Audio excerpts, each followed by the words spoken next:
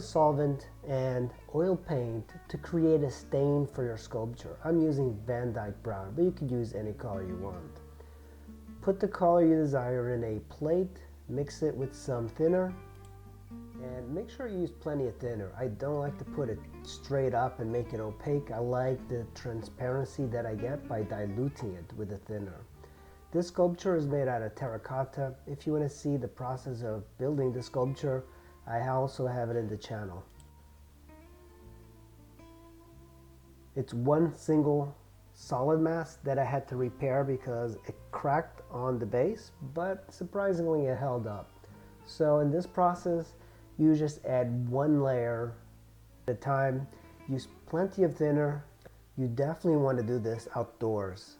The thinner is pretty stinky and it lingers in the room. I mistakenly did this indoors and it stunk the room for a good day.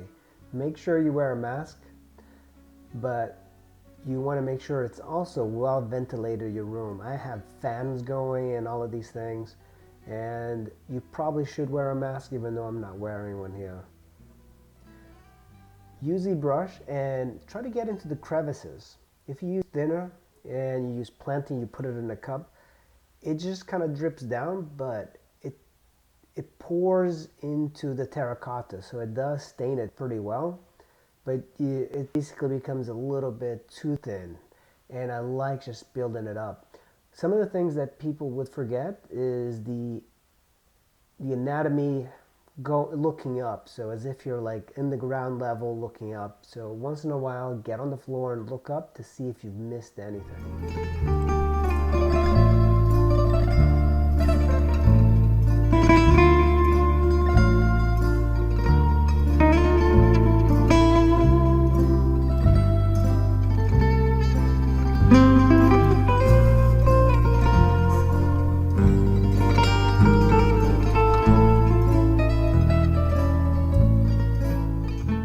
Our first coat is in and the sculpture looks pretty decent. You can see there's still some weird spots that we have to take care of, and the parts where we use spackling to fix the sculpture, you can tell there's like some crack problems there, and we are going to add a little bit more so we can correct that, and you should not be able to see any of the cracks in the sculpture.